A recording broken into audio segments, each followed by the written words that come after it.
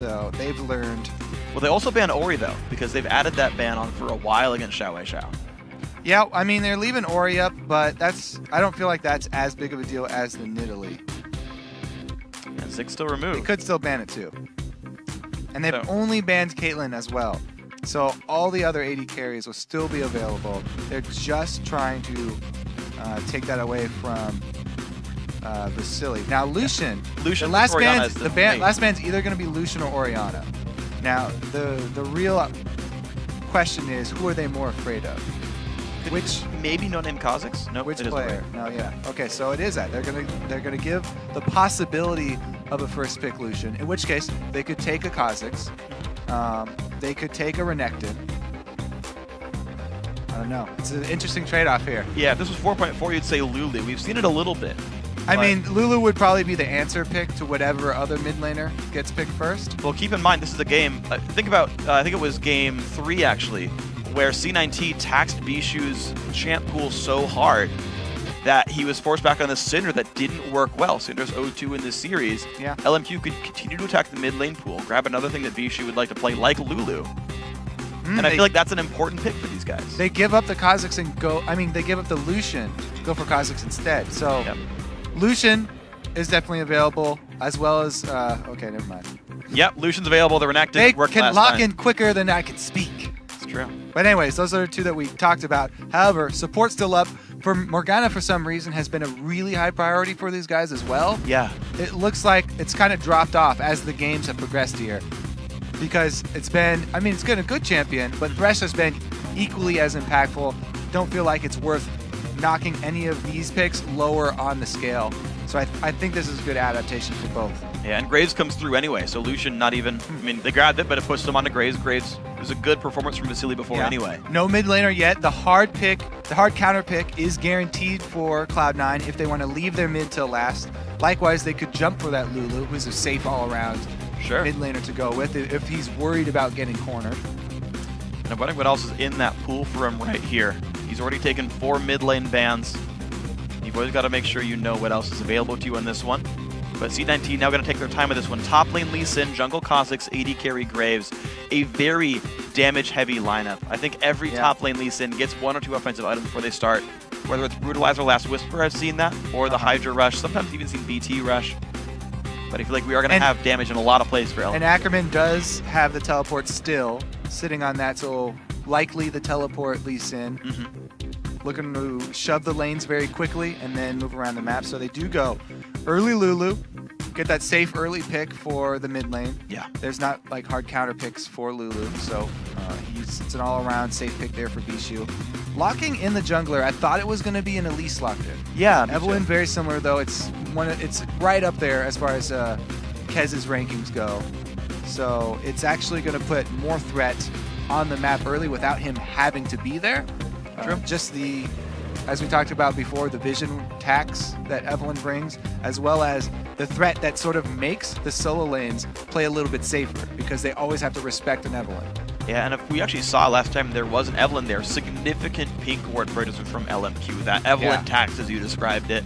There's going to be that little bit of an invisible gold lead going on to see if LMQ can stop the ganks coming through. The last few seconds ticking out, and LMQ are going to go support Annie here for more. So last time he hovered over it, this time they actually pull the trigger. Yeah. They're going so damage heavy here.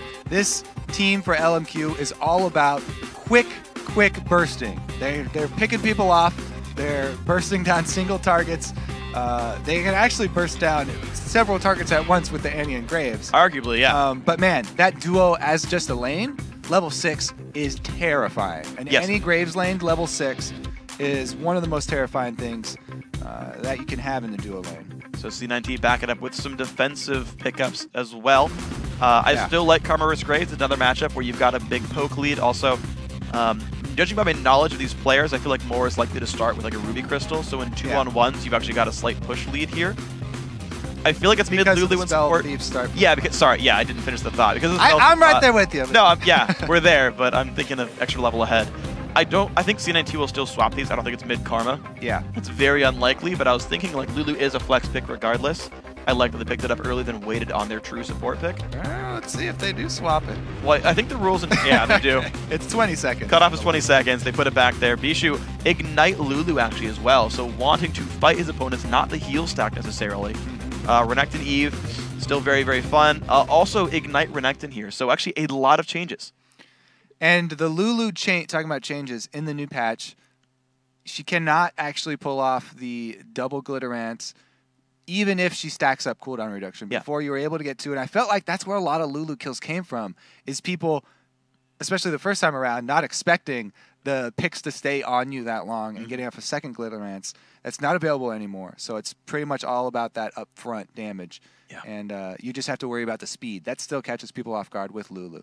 Yeah. Surprise factor, I think, is a really big deal with this champion. Yeah, and the cool thing is we've actually seen people change their builds around a little bit, kind of as a result of that change, actually. Yesterday in the semifinal, we saw Xiao on Lulu go like 1 or 2 Doran's Ring into first item Sheen to just shove in against the Nidalee and just deal damage to that turret. Say, well, there's no point in rushing CDR. It's not going to affect me that much. I'll get some extra AP and mana and get the Sheen damage. And actually took mid turret tier 1 and tier 2 because of that. He had so much pressure on the lane that he got his team a global objective lead.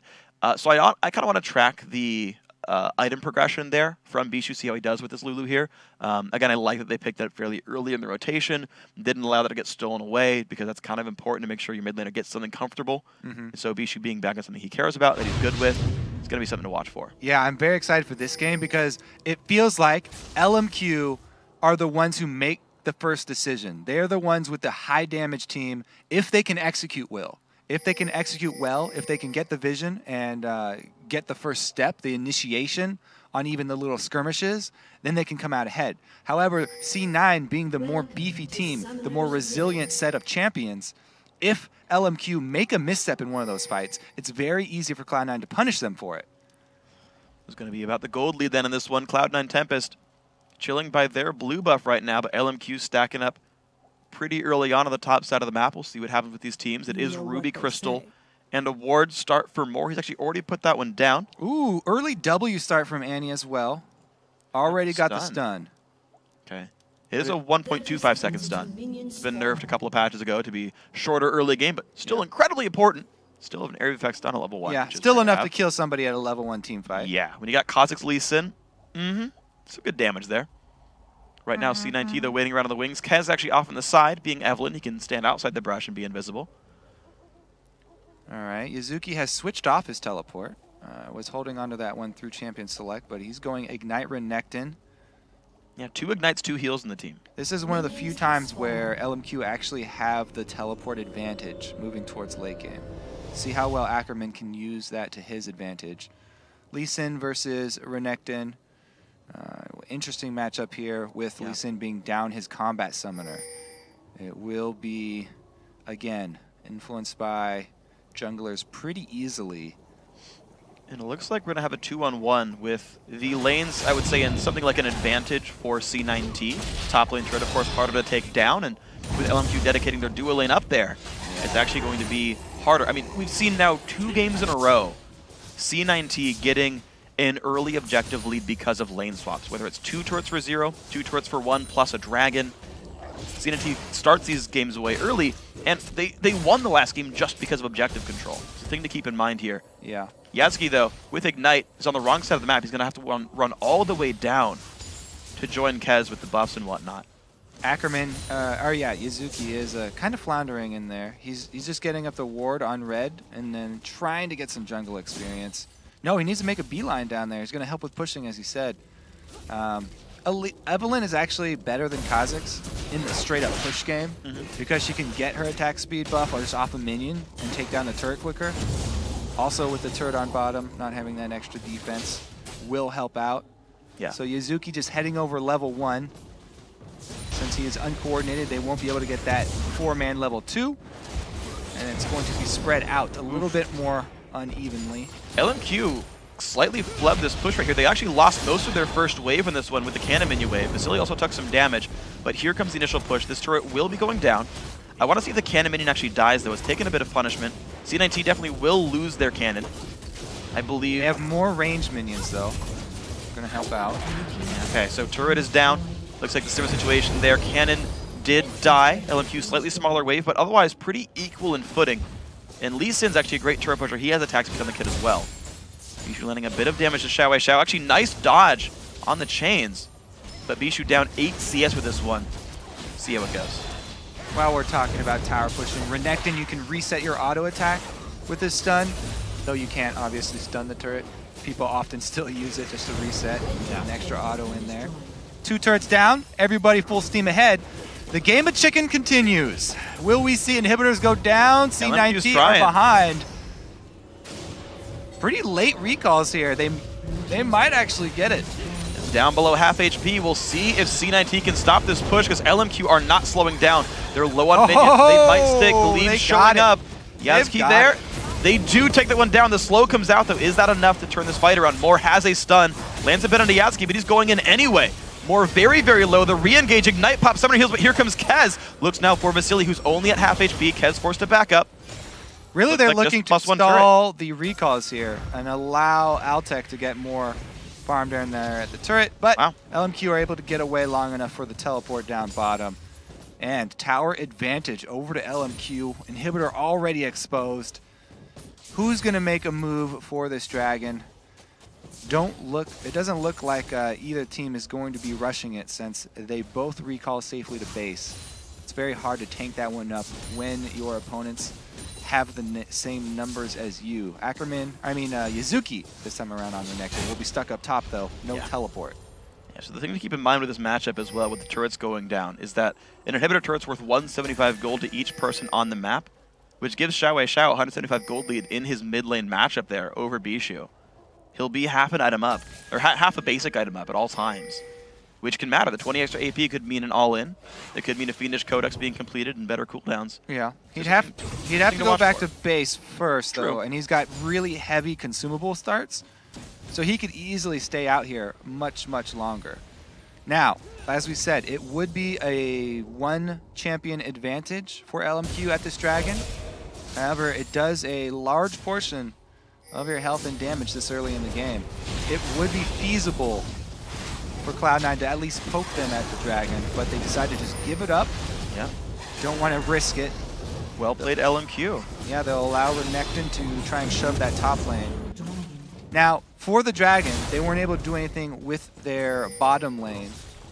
That was a 2-minion big minion wave that was stacking up.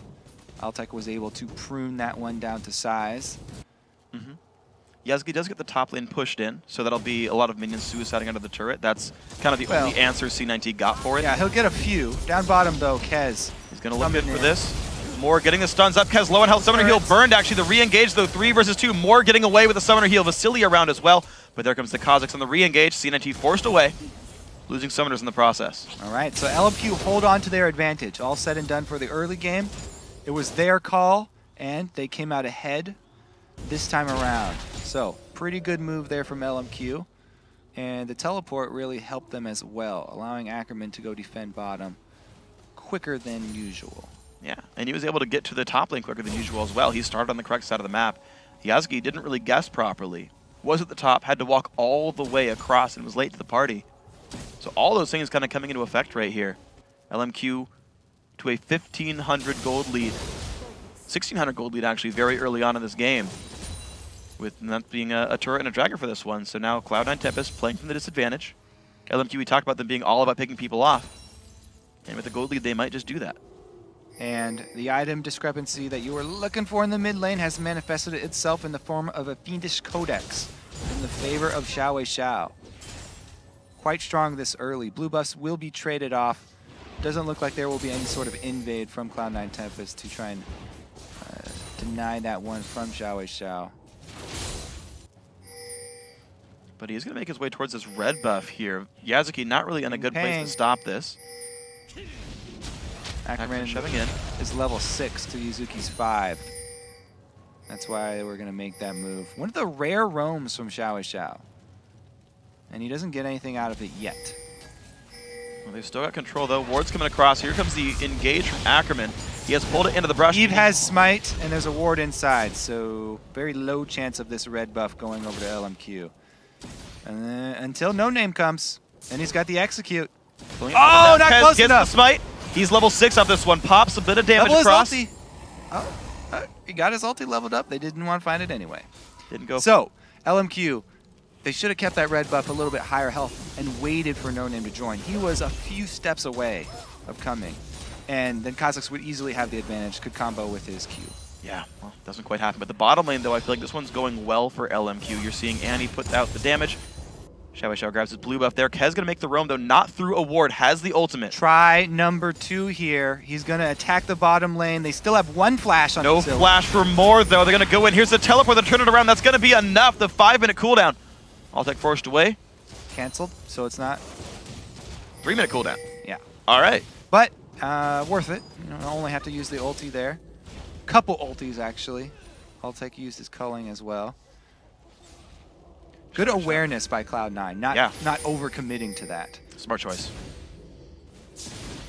I wonder, would it have been possible to do enough damage to like get rid of Annie and then just like re-engage the 3v2? I think without cooldowns it'd be hard though. He would have to have a little bit better positioning as well coming in for the gank. Okay. Hard for him to get out. Annie is extremely hard to gank as Evelyn. Wow.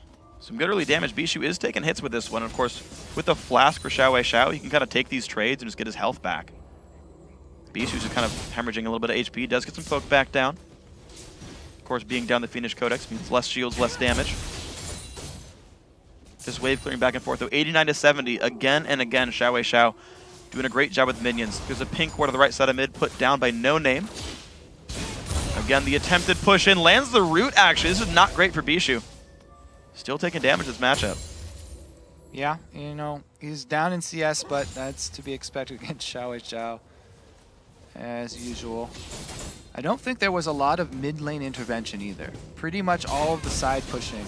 Chain dodge though. Bishu gonna get jumped on, low on health, bursted down. Silence being enough. First blood goes to Xiao. LMQ looking so far great in this game 5. Ackerman as well. Able to get out easily. He's got 3 people to deal with though. Should probably be just a force down turret for Cloud9.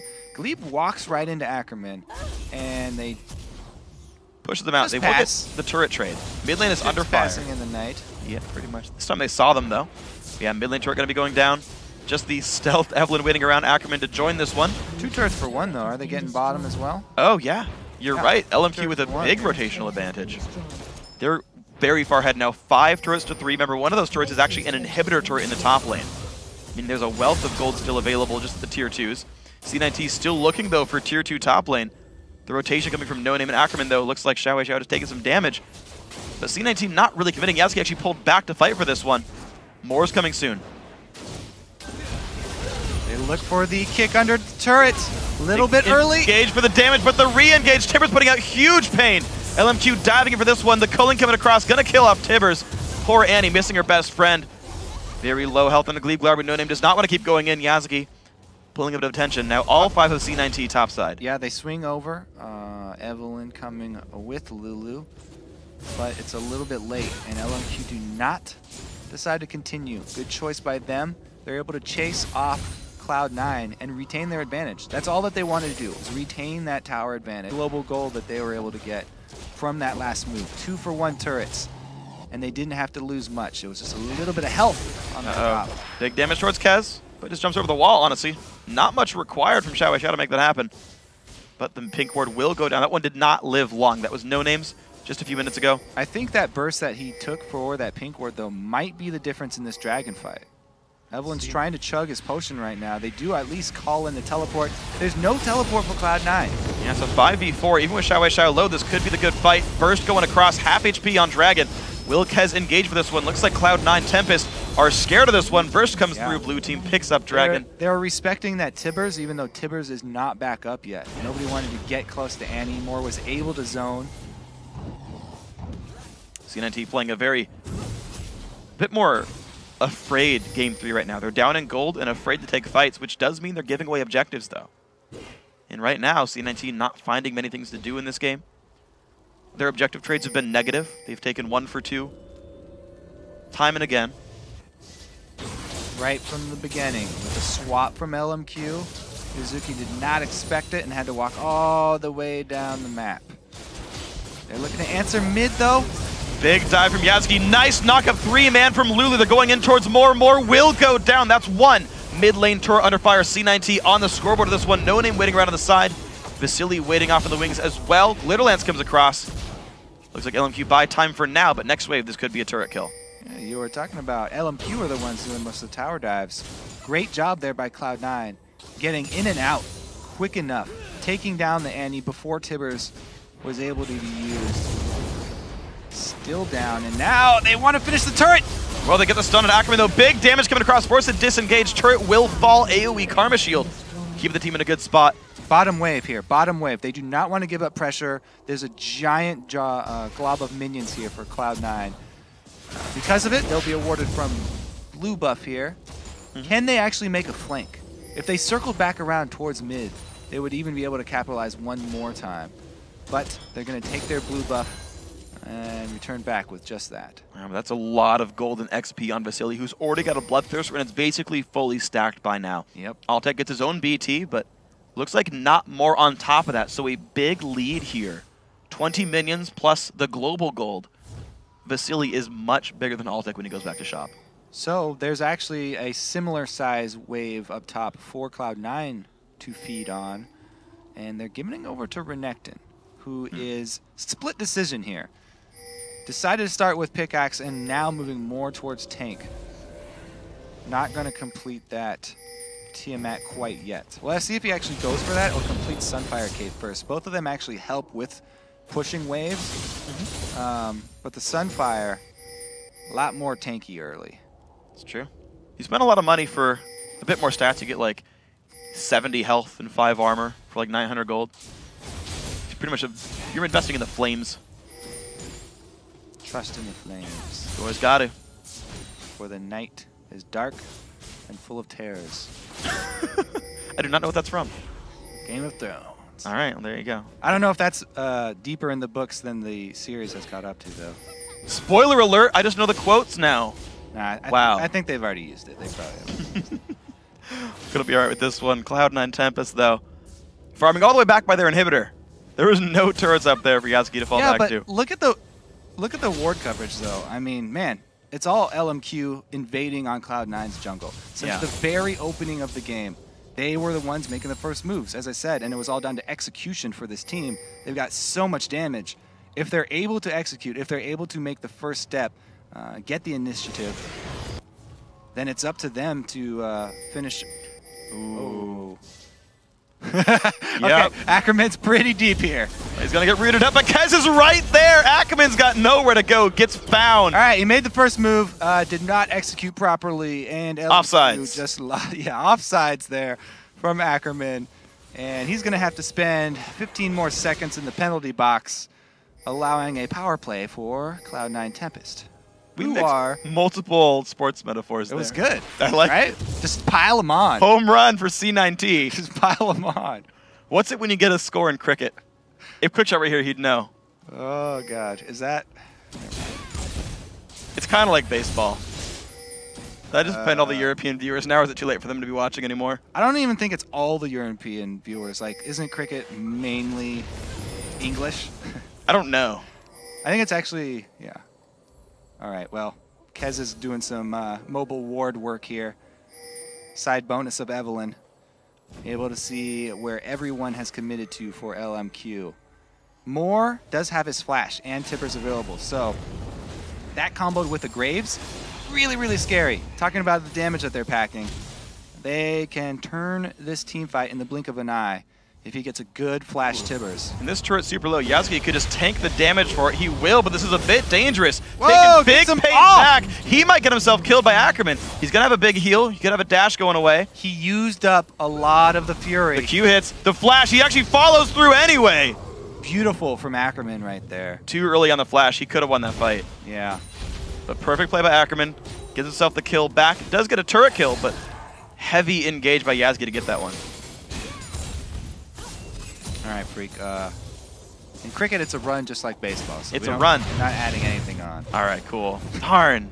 All right, let's get a replay of that. He really wants this turret. Kicks him off the turret. You have to slice back in. And here's where the loss of fury comes in, off the dice. Yep.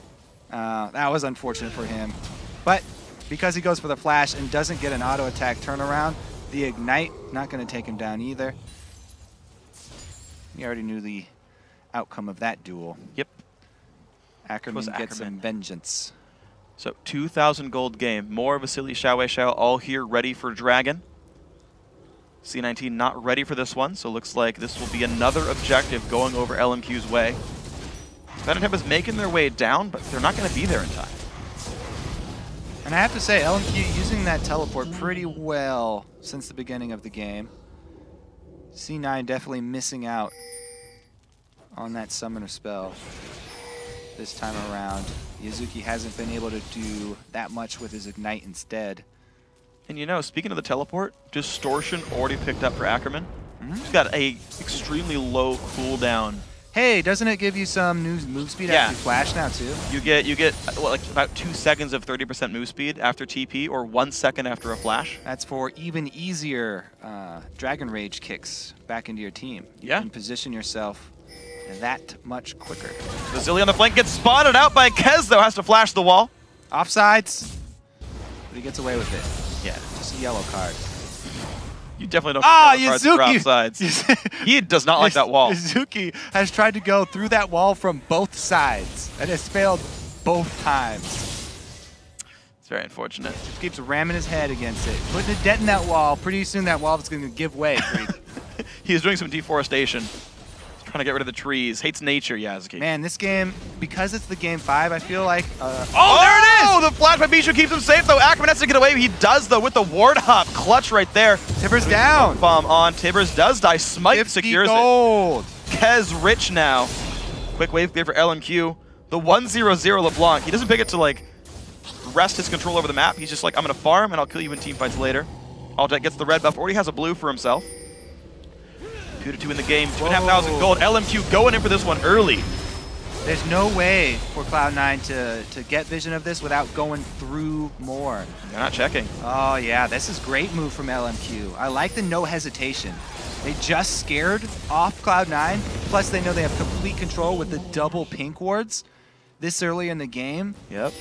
C9T find out too late. They'll know the timer by seeing those purple flowers floating around, but that's a big boost of golden XP. LMQ now up 4,000 and a Baron buff. 2 outer turrets left up for them to try and knock down as well. But really, it's not that great of a siege team here from LMQ. They need to make use of their split push, make use of their great ward coverage, try and pick somebody. It's hard for them to actually do anything around the turrets. The only thing that they would try and go for really would be to stun somebody with Annie who's a bit away from the turret and go with their range burst. They have great range burst as well. They don't have to all in commit to somebody. If they get up around a turret and somebody from Cloud9 steps up too far, they can stun them and execute them with the Graves and LeBlanc combo. Guess they'll be sending them to their graves. Badon. Yeah. Ackerman gonna make his way up. Killing off the minions. Does have no summoners, but really a whole lot of wave clear. 150 minions. Still basically treading water against Yazuki, but the mid lane matchup and the AD carry matchup, you've got pretty substantial leads right here. So LMQ, their key players, are very far ahead. Death cap already done. Yazuki pushed around a little bit, but you're seeing an item lead in the mid lane and a pretty substantial item lead for AD carry. Zerkreeves, or sorry, Static Shiv already done for Vasily, so even more burst is there. That's going to mean a lot, because until Altek gets Triforce, he's going to be behind. It also means super, super fast wave clear for Graves. He already has Buckshot. Adding Static Shiv onto that is amazing for the wave clear. And keep in mind, top lane has no turret, so C9T must respond to this wave right here, because Vasily is about to be threatening an inhibitor. Oh, they are right. They don't even have to siege up at a turret. They can try and force a fight around the exposed inhibitor. They will do so. This is going to be the 4-man squad as well. No tanks in this fight. I have to give that advantage over to Moore, because he's got the the stun ready to go. This is going to be 5-on-4, dead inhibitor. Ackerman definitely going to be the inhibitor going down. It's gonna will respawn before Baron comes up by about 35 seconds. It's fairly relevant here, but ultimately it means LMQ are gonna have map control for quite a bit longer. Kez wants to go in, then knock up to Ackerman. Big burst comes out from Xiao. Doesn't quite get any kills though. Dual Glitterlance comes across, putting some damage still there. Now, LMQ were spread out, so it was an attack from the side, but you know, not really any follow-up there. And pretty big ulti down for Cloud9. Once again, that teleport for LMQ doing so much more than the ignite on Renekton. Able to get the inhibitor, and now the mid-turret siege.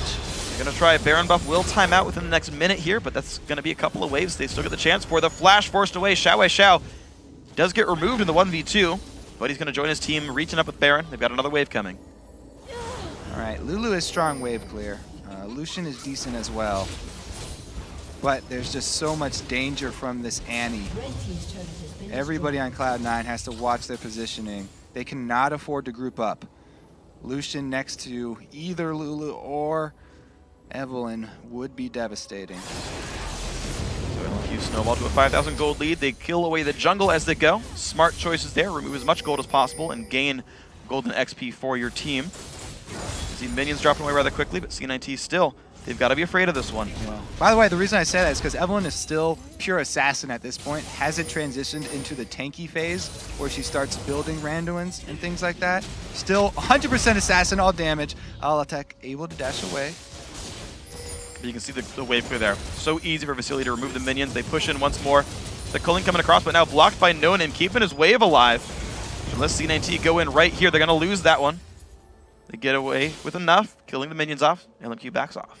Yeah, they're making great use of this zoning threat from Annie right now, even allowing Graves with the short range to get in on the turret. Yeah. They got to watch out, though. Evelyn's ulti is back up.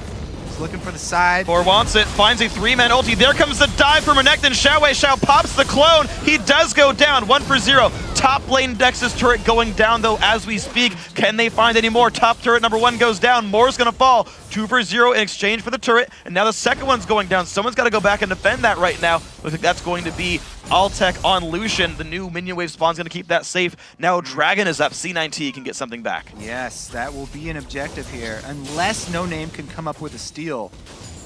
4 members of Cloud9 are still at the Dragon. Yeah, No Name not even going to go for that steal. So, great objective there for Cloud9. They're able to get the fight on the bottom side now. Wow. Even though they are down another Nexus turret. Altec couldn't hold the wave, so the Nexus is now completely open.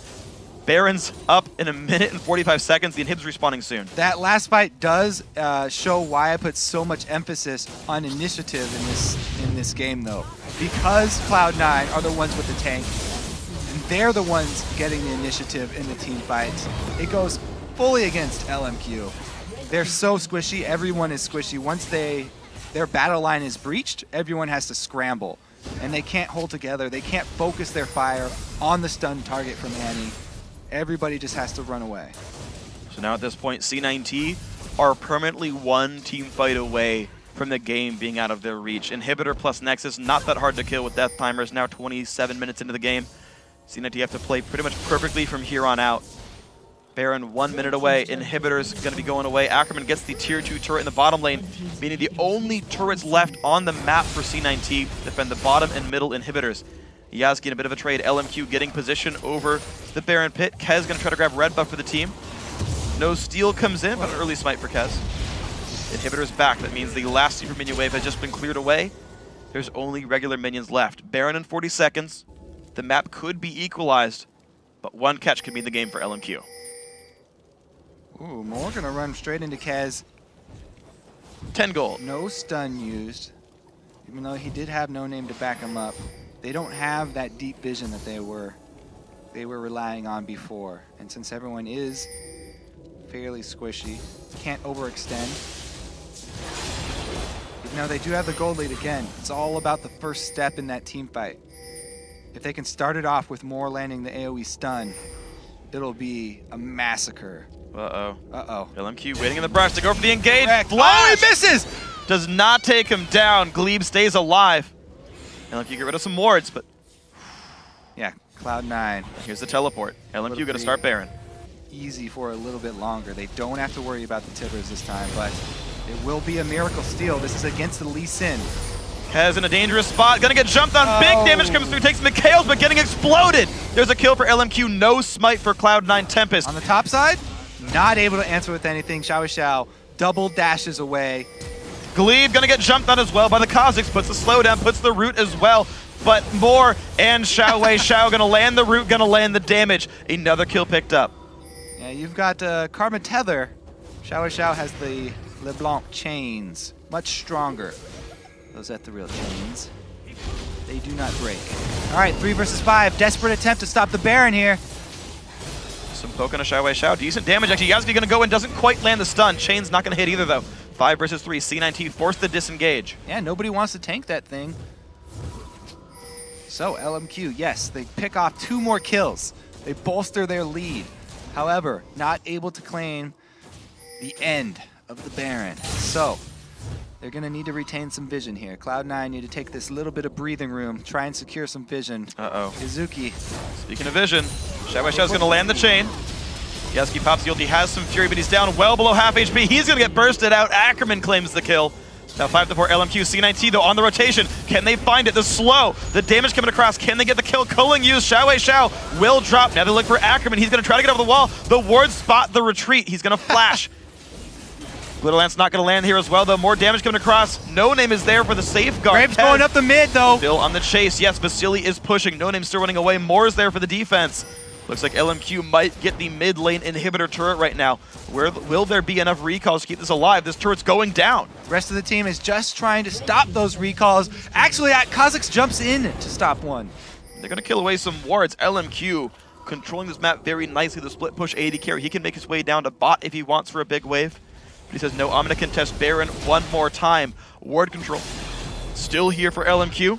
But the ward comes down for C9T, keeps it safe. 2 exposed inhibitors and an exposed Nexus here. Cloud9 are walking on eggshells. As he said, 1 lost team fight will be the end of the game for them. They cannot afford a misstep. C9T have a total of 1 turret left. They have 2 exposed inhibitors and a bot lane inhibitor turret. Any of those go down, should not be hard for LMQ to close the game out. Right now we sit on a 6,500 gold lead. LMQ is actually slowly stretching that lead, trading kills back and forth, but just finding more globals, finding more jungle to kill. Ackerman gonna get a big wave for himself. The distortion. And he used that money for the last whisper. He's not going more tanky. He's more damage here. It's a risky build, but if it pays off, he can one-shot somebody. It's a big deal. Kaz gonna get blue buff over to Vishu, who's only level 13 actually. The levels, I gotta say, are a pretty big deal. Graves and LeBlanc both 15 here. The Lee Sin 16. But Yasuke only 15, Kaz only 14, Bishu only 13. At least they have the advantage in Smite. Kaz 14 to 6. However, Kazakhs can combo that damage much easier. Teleport not up yet. So Lee Sin just going to be up there trying to draw attention away for another 25 seconds. And for a short time, C9T has actually equalized the AD carry damage output. Until rank 3 Graves ulti, the ADs are basically the same spot. Yes, there's a BF sword here for Vasily, but 3 completed items is the big tier to watch for. So both these guys contribute a lot of threat in a battle. Both teams have Mikhails. We're going to have Twin Shadows coming out soon for Glebe. That might actually help the team get some picks. We've seen equal ability to team fight with 5 kills per side. It's just the objectives putting LMQ ahead. 5 turrets, a bunch of dragons. Yeah, basically LMQ, they could toss this game if they get Evelyn ulted inside the Baron pit. Moore's going to have to flash over the wall. He's going to give red control over to C9T. It's a pretty big win for them. Moore's also at half life. That bought them some more time. Well, here's a battle though. Ackerman 16 to Yasuke's 15 has to disengage. Renekton not able to win this fight. And of course, remember, there is still the teleport lead for Lee Sin. At any time, there could be a 5v4 for LMQ. They're going to try that at Baron. Ward over the wall. It's going to be the team trying to come down to stop this one. No Name down to half. All right. Missing some HP for this one. What they're really looking for is a 4-man Evelyn ulti. Can he get in position, though? He would have to flash for it. Chain won't land. Here comes the jump on in. Kez going to land the ulti. Tiber's going to get dodged away from Moore. A bit low on health. Here comes the re-engage. Chain lands on the Glebe. He's going to get out. Kez forced back as well. Ackerman! One hit him dead. Mikhails. Randoms keeps him alive. Altec on the chase, but the safeguard. It's not going to happen. There's the W flash. Altec still not in range, but there's Yasuke on the other side. Knocked backwards, kill finally goes through to Altec. 1 for 0, but there's no help on C9T. The one thing that could turn this around was the Evelyn ult at Baron, and LMQ go to Baron. They get Eve ulted. They chase him down. Altec barely able to come out with the kill on Ackerman. And it's only a one-man kill, so it's not that much gold in itself, but it leads to the dragon. Comeback dragon's huge in the game now. That is a substantial amount of bonus experience awarded, as well as the global gold. That's a lot of XP for Glebe and Bishu right here. Huge. Altec should back up. All right, so Eve on, oh, it only actually hit 2 because he didn't flash for it, but 2 was enough because they got more low enough that he had to panic Tibbers here. Does he panic Tibbers? No. He actually just runs us straight out of it. Just kidding. His Tibbers was probably used earlier. It died in that fight. Oh, okay. So the Tibbers, it didn't hit anybody at the beginning. Anyways, how did he turned! He turned the corner. Instead of walking straight down. Although with Triforce move speed, I think he would still outrun Lee Sin. The 8% buff you get from it is pretty substantial. Yeah. But still. Yeah. Still, I mean, it's super close. 1 for 0. Down to 5,000 gold. That's been bridged slightly. Xiao Wei Xiao on top of a ward. Jumps back over, puts a ward down. Bottom lane actually pushing down toward LMQ's base. 34.5 minutes. Moore is going to get his team some ward control over Baron Pit. The question is, why do LMQ keep going back to Baron? Why don't they just go to one of these nice, safe inhibitors that have no turrets close to them? I'm not sure, actually. Tunneling on that Baron? It's a dangerous game. Gonna be the stun pushed in. Lazuki gonna look for the jump in on the board, and down goes Annie. 1 for 0. The initiative! The first step is so important with this squishy, damage-heavy comp that LMQ are running, and they're just waiting around with Cloud9 have vision. They're inside the Baron Pit. Everybody there. It hasn't rained yet, so the magic damage debuff not there. All right, how's the smite gonna go? How's the damage gonna go? Yasuki is towards the front lines. The entire C9T team pushed towards the back. Kez gonna stay alive. There's the engage. Over the wall goes the flashes. Bishu's gonna be safe. Kill picked up 2 so far. LMQ. It's gonna be C9T forced back. Oh my god, they give away the Baron. And Baron goes to LMQ with 2 kills as well. Wow, everyone's just tunneling on this Baron is ridiculous, but it's exciting, Freak. It is. But there's gigantic waves now for LMQ to farm. This gold lead is going to go from 7K to 8 or 9 as these minions all go down. It's all right, well, Cloud9, they get a perfect pick. They take out the Initiator. They take out Annie, the AoE stun, the core of the LMQ burst, and then they corner themselves in Baron. Yeah. The damage came through the attack from all angles as well. The tragic story of Cloud9 Tempest. Yep. Baron got the greater of them. So did LMQ so far. Oh, juicy wave. Who gets it? Is Ackerman going to be He's actually waiting bro? for his friend. He is. He's giving it to I think it'll give Vasily eye edge. That's probably the reason. A lot of money fed over to Vasily. He's going to be a beast next team fight. Bishu with the blue buff. You're going to see 1,400 gold. It's like 2,250 to go from BF sword to eye edge. So he's got some time to go. Well, he's got the pickaxe, so yeah, that's enough. It's like 1,375 there, so... There's the combined 4 offensive items. Vasily is Graves, and he has a McHale's on his team. Is reasonably well protected. We've seen actually a lot of safeguards, defensive safeguards, from Ackerman to keep the team alive, so that might work well. I mean, his upfront burst is ridiculous. A static shiv procced Infinity Edge crit. A buckshot, also collateral damage. Even Smokescreen does a lot of damage right now. Yeah. That 40 AP from Baron buff. Yeah, man. Add in the damage. People always forget about the hybrid nature of Baron. Helps everybody a little bit. So, now that they have the Baron buff, our long war that was waged over the Baron has been won. Ackerman, and it should be a clear path. Gets little answer. They go to an exposed inhibitor. Safe though. Oh, the engage towards Bishu. Evil comes across the Vasily forced back. Great Tibbers. Kez going to go down. 1 for 0. The Baron buff still on LMQ. They hop back forward. Bishu forced to disengage. Vasily is still wreaking havoc. Yasuki gonna be going down. 2, 3 kills picked up in the fight. LMQ find a 4th. This is gonna be the game. It goes to all 5, but LMQ gonna close out and take the Challenger Series championship. What a finish. Cloud9 get the pick that they wanted, yet they start the Baron. They get cornered inside, and LMQ run them out of it, take the Baron, and finish the game running up mid. Man, that game, LMQ the early lead, they held the stranglehold for as long as they could. Couple of kills went back and forth, but the objective game always theirs. They pulled it out in the game 5 with a pick-focused composition. They're the champions. Whew. It's been a long day, an exciting day, Freak. Has been. We get to crown LMQ champions, though. So, yeah. Both of these teams putting up strong performances that will inspire fear in the bottom tier LCS teams. Yeah. They're not going to want to pick either of these two. No. So EG has to choose one. It's even dangerous, even if you don't get last place in LCS and you don't get to choose. The 7th place team as well is going to have a hard time even choosing between these two teams. Yeah, so we're going to see, of course, the North American LCS playoffs take place next weekend. We're going to see who gets 6th place there. They'll get first pick. We'll see each of the 3. EG's got a fear for themselves as well because they're the 7th place team. They're going to have a battle for themselves. And then, I mean, you saw how good both these teams looked. I feel like neither, right? And you talked about it, right? Yeah, you don't really want to pick either. EG, who are you picking here? You have to say C9T, I suppose. They did lose. They did lose, but the team is fairly equally matched. So your thought is, who's better in a BO5? Who's better on stage? And who do we match up better against? Because clearly both are similarly fearsome. Mm-hmm. And then at the very end of the day, you still have XDG in 8th place who gets whatever you leave to them. And they're going to also have a fearsome matchup there. You've got some great teams putting up great play. And, I mean, those are just fun games to watch. Like, if they both make LCS, I'm going to look forward to the regular week games in the summer split.